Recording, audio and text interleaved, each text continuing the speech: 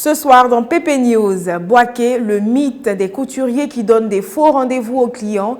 Les deux parties donnent leur position sur le sujet. À Dabakala, la pénurie d'eau ouvre une aubaine économique aux commerçants les plus malins. Enfin, esthétique et beauté avec Kamagaté Fatoumata. Bonsoir à tous et bienvenue. En Côte d'Ivoire, je dirais même un peu partout en Afrique, les couturiers sont accusés par les clients de non-respect des rendez-vous. Que ce soit pendant les fêtes ou les jours ordinaires, toutes les excuses sont bonnes pour reporter les rendez-vous. Qu'est-ce qui justifie cette accusation? Dans le reportage suivant, nous donnons la parole à la défense. Couturier, ils donnent trop des faux rendez-vous. Ouais, c'est pas ça.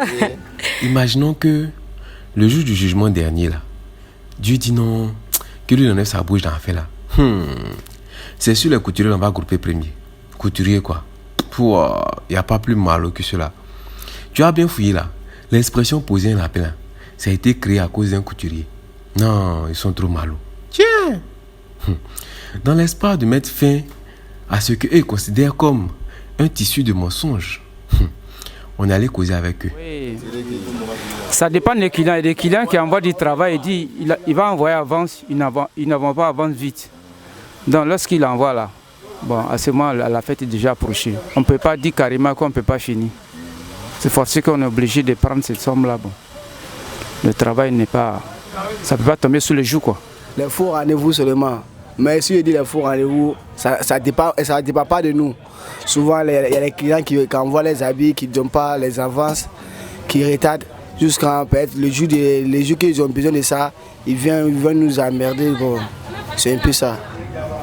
Donc voilà, dans notre promenade, de fil en aiguille, on a constaté que cette histoire est aussi vieille que le monde. Bang couturier et puis client là, ça ne peut pas finir. Non, tant qu'on ne prend pas des mesures là, ça va toujours continuer comme ça. Le client va toujours jeter la faute sur le couturier va toujours faire la même chose. On le dit souvent, le malheur des uns fait le bonheur des autres. Et ce n'est pas Sita Traoré qui nous dira le contraire. Ce commerçant situé au marché de Dabakala profite de la pénurie d'eau qui perdure dans cette ville pour vendre des accessoires servant à puiser de l'eau. Reportage. C'est pas secret dans le pays là.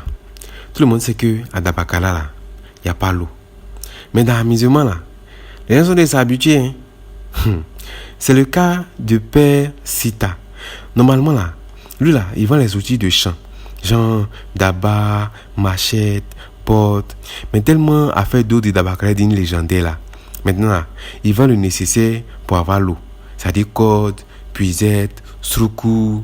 Bon, ceux qui ne connaissent pas sroukou là, tu vois, quand ta puisette tombe dans l'eau là, c'est genre un fait comme ça non. On met dans le puits là, et puis on tire ta puisette là. Voilà, bon, il ne connaît pas son nom en français. Sinon, c'est ça. Tu vois les tas de dabas là, non? Et puis les puisettes, les souroukou, tout ça là. Tu vois que c'est différent. Amusement à part, si ça dépendait qu'à moi cela, ça allait rester comme cela. Hein. Parce que depuis leur affaire de couper l'eau a commencé là, notre chiffre d'affaires a augmenté, surtout les jours de marché là. En tout cas, ça nous arrange beaucoup. Le malheur des autres fait le bonheur des autres. C'est un peu ça quoi. En tout cas, en entrepreneuriat, on dit problème égale à opportunité. C'est ce que le père Sita essaie de faire depuis plus de 10 ans. Il n'évolue pas en marge de sa société. Non, lui là, il prend le problème à bras le corps. Non. Il veut essayer de trouver une solution. Une solution qui va aider tout le monde et puis en même temps lui rapporter du jet quoi. Voilà, il a compris la science. En 6 mois, Kamagaté Fatoumata a su se bâtir une réputation d'esthéticienne au marché de Dabakala. Avec une employée à sa charge, Fatoumata encourage les jeunes filles passionnées de ce métier à persévérer car il rapporte de l'argent. Reportage. Kamagaté Fatoumata, esthéticienne depuis 2006. Elle a appris le métier avec sa tante à Daloa. Elle est devenue experte en esthétisme en seulement 6 mois. Pour elle là, c'était un rêve de devenir esthéticienne. Un rêve qui s'est réalisé. Mais il faut croire que elle vient de loin. Elle a bataillé dur. La traversée du désert n'a pas été facile. Mais aujourd'hui, grâce à Dieu, ça va. Le fossile avec tatouage. C'est ma tante qui m'a appris à Daloa. Maximum 6 mois. C'est le courage. Il a dit d'avoir le courage, sinon le métier n'est pas facile en tout cas. Apprendre jusqu'à pour avoir aujourd'hui ton magasin, c'est seulement dit c'est pas facile, mais c'est le courage. Quand tu as le courage, tu peux y arriver. En tout cas, j'encourage les jeunes filles comme moi à prendre le métier ça rapporte.